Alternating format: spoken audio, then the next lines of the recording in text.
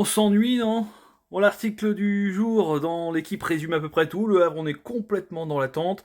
On devait passer devant la DNCG le 12, on a reporté au 24. On est donc passé hier le 24, c'est reporté à vendredi.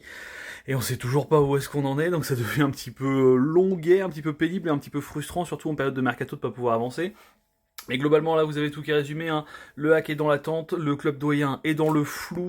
On ne sait pas si le rachat va se faire, même si ça a l'air en très bonne voie. On ne sait pas ce qu'en pense la DNCG. La DNCG qui a quand même réussi à cartonner Lyon, à les envoyer en Ligue 2, à envoyer plein d'autres clubs aussi dans des divisions inférieures, à en valider plein d'autres. Et quand ça tombe sur le hack, bah non, ils ont besoin de 3 jours pour réfléchir, les gars. Alors qu'ils font genre 5 ou 10 clubs à la journée. Donc tu sais pas si c'est positif, tu sais pas si c'est négatif, tu sais pas trop bien ce qu'il y a derrière. Ce qui est sûr, c'est que c'est pas forcément ultra rassurant. On aurait aimé que soit sur le fait d'être acheté ou pas racheté, en tout cas on est au moins un des deux budgets qui soit validé, c'est pas le cas pour l'instant.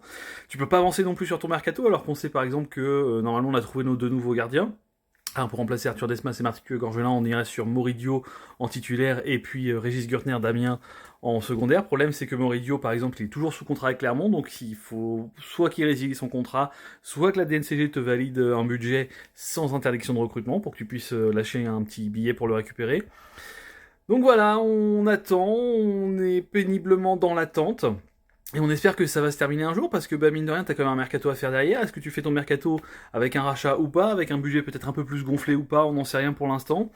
Et du coup, voilà, tu peux pas agir, tu peux pas avancer sur le budget, et t'es obligé d'attendre péniblement que les instances éventuellement se décident, sachant qu'en plus derrière tu vas avoir le bal des appels, des contre-appels. Alors moi j'espère que le A on va passer du premier coup, ce serait quand même bien plus rassurant, mais il faut voir que des clubs forcément comme Ajaccio, comme Lyon, qui ont été rétrogradés de Ligue 1 et de Ligue 2, bah, vont forcément tenter aussi des appels, et qu'on risque d'avoir un été encore bien pénible du côté des instances. Voilà, donc on va être patient, on va attendre en espérant avoir des résultats du coup demain. Normalement, le sursis à statuer se termine demain pour le hack, donc on espère demain, pas trop tard dans la journée, avoir des infos, savoir si notre budget est validé, savoir si le rachat se termine ou pas, et pouvoir enfin se projeter sur la nouvelle saison et sur l'intersaison, parce que ça devient un peu longuet cette histoire.